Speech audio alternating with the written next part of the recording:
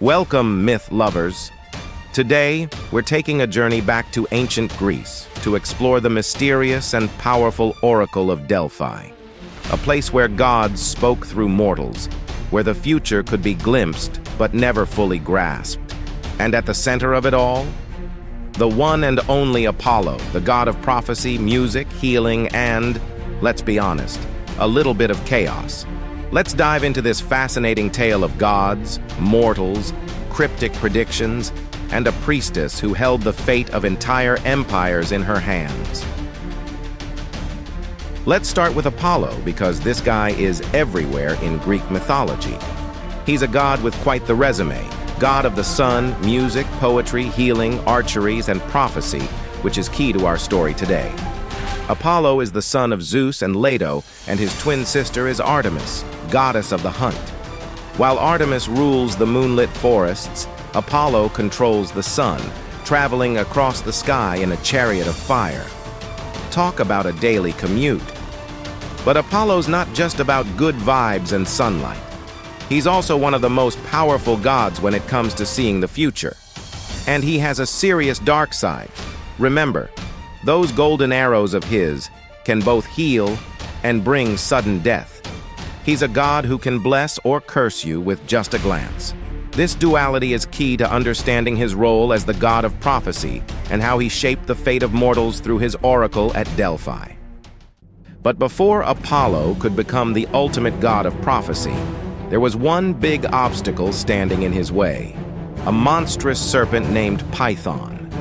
This serpent guarded the original sacred site of Delphi, which was once dedicated to Gaia, the earth goddess. But Apollo wasn't about to let a giant snake keep him from his future seat of power. With one perfectly aimed shot, Apollo slays Python and takes control of the sacred site. In doing so, he transforms Delphi into his own domain, establishing it as the center of prophecy for the ancient Greek world. From then on, Delphi would be the place where mortals came to seek answers from the gods. From that moment, Delphi was Apollo's, and it would become the most famous oracle in the ancient world. But Apollo wasn't the one directly delivering the prophecies. Instead, he used a mortal intermediary, a priestess known as the Pythia, to speak for him. So, who was the Pythia? She was Apollo's most powerful priestess, chosen to serve as his mouthpiece. The Pythia was said to enter a trance-like state, sometimes brought on by inhaling vapors from deep within the earth. In this state, she would channel Apollo's divine wisdom and answer the questions brought to her by kings, generals, and ordinary people alike. Now, here's the fun part. The Pythia's prophecies were famously cryptic. She never gave straightforward answers. Instead, her responses were full of riddles and double meanings. This kept things very interesting because interpreting Apollo's words was no easy task. You thought you had the answer? Think again. And that's where Apollo's reputation as the god of ambiguity comes in. His prophecies could guide you to victory, or if you misunderstood them, lead you straight to disaster. Let's talk about one of the most famous prophecies ever delivered at Delphi, the story of Croesus, the king of Lydia. Croesus was about to go to war with the Persian Empire, but before making his move, he sought advice from the oracle. The Pythia's response? If you cross the river, a great empire will fall. Croesus thought this meant he would destroy the Persians. Spoiler alert, that's not what happened. He crossed the river, but the empire that fell was his own. Ouch. Apollo wasn't lying. It was just a matter of interpretation. This happened a lot. The oracle's words were always true, but you had to be careful about how you interpreted them. Many times people were too eager to hear what they wanted, and that led to, well, not so great outcomes. But prophecy wasn't the only reason people flocked to Delphi. The oracle was at the center of a whole array of religious rituals and ceremonies. Visitors would bring offerings, from gold to animals, and undergo purification rituals before consulting the oracle.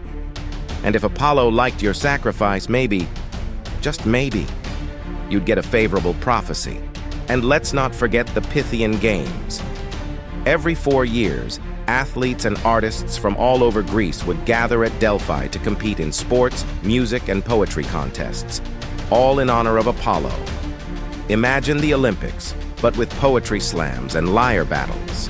Victors would receive a laurel wreath, a symbol of Apollo's favor and eternal glory. For centuries, the Oracle of Delphi remained the most powerful religious and cultural institution in Greece. Its influence stretched far beyond Greece's borders, with leaders from all over the ancient world seeking Apollo's wisdom. But like all great things, the oracle's time eventually came to an end. By the 4th century AD, the rise of Christianity marked the end of Delphi's glory days. The Roman Emperor Theodosius I officially closed the oracle as part of his effort to suppress pagan practices. And just like that, the voice of Apollo fell silent. Yet even though the oracle is no more, the legacy of Apollo and Delphi lives on. To this day, the name Delphi symbolizes mystery, wisdom, and prophecy. And Apollo, with his radiant chariot and cryptic prophecies, continues to captivate us. The ancient Greeks believed that knowing your future could help you change it. But as we've seen, the future is always a little more complicated than it seems. So, what would you ask the oracle if you had the chance? Drop your question in the comments below. And remember, you might not get the answer you expect. If you enjoyed today's dive into ancient myth, make sure to like, subscribe, and hit the bell for more epic stories from the world of mythology. Thanks for watching, and see you next time.